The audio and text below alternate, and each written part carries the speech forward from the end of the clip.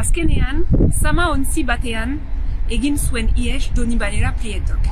Baina, 4 orduko abentura hartan lagun handiak egin ziren Prieto eta Bakeriza.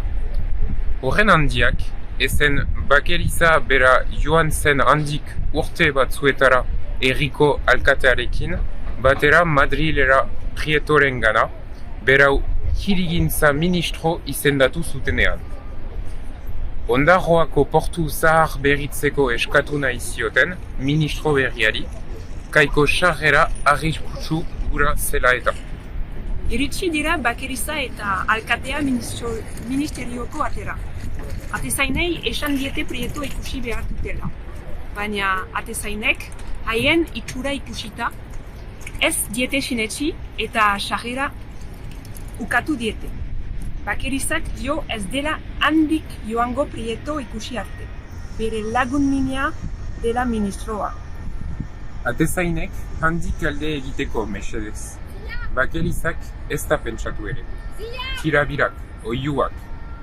Prieto bera atera da bulegotik zalaparta ura zer den galdetuz. Ezagutu du Bakeriza. Bulegora sarrarazi ditu. Laguntzarrak dira. 1982an onartu zen portu begirako plana, Bakerizaren bisitatik egun gutxira. Orduan, bai aurkitu zuela Bakerizak bide zuzena. Portuko obretan, dena den, Juan Jose Manchichidorrek zelesan handia izan zuen. Prieto gehi Ondarroa hitzak sartu nituen Google bilatzean eta hainbat orrialderen loturak agertu ziren. 8. Buseo 21 izeneko atari bat zen. Bertan, Manchichidor urpekariari buruzko artikulu bat aurkitu nuen.